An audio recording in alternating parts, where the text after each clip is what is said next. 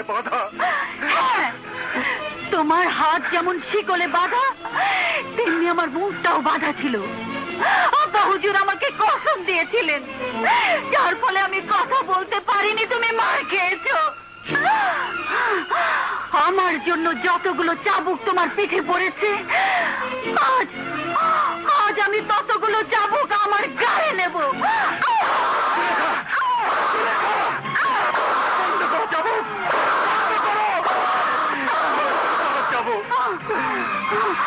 আমার কষ্ট দেখে তুমি চিৎকার করতে পারছো, কিন্তু কিন্তু তোমার কষ্ট দেখে আমি তখন চিৎকার করতেও পারিনি। শুধু শুধু তোমার কষ্ট আমি মুখ বুজে সহ্য করেছি। এখন যদি আমার জন্য তোমার কষ্ট লাগে, তোমাকেও তোমাকেও তা নীরবে সহ্য করতে হবে।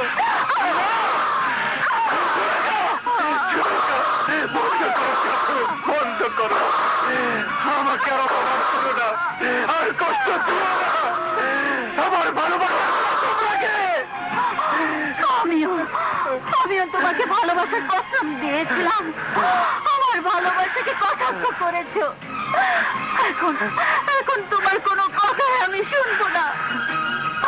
আমার জন্য তোমার শরীর থেকে যতটুকু রক্ত ঝরেছে, আমিও ততটুকু রক্ত আমার শরীর থেকে ঝরাবো।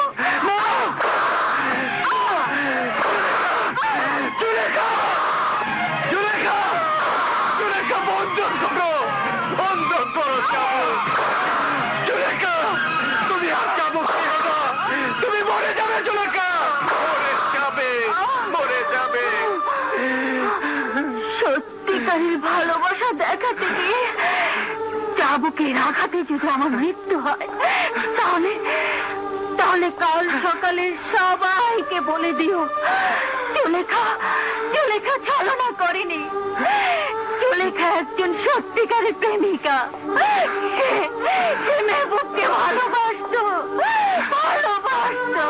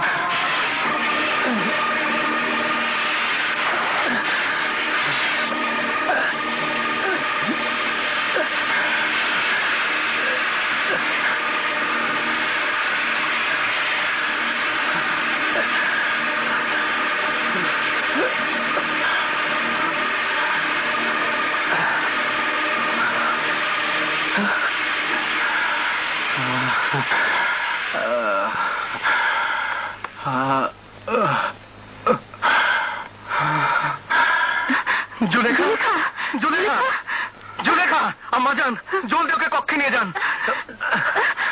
উঠো, চলো কক্ষে চলো। মেহবুব, মেহবুব।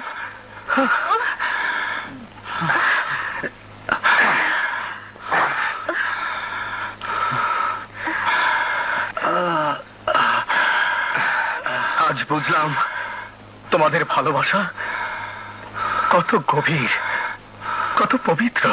চলো, আমি তোমাকে বাড়ি পৌঁছে দিয়ে আসবো।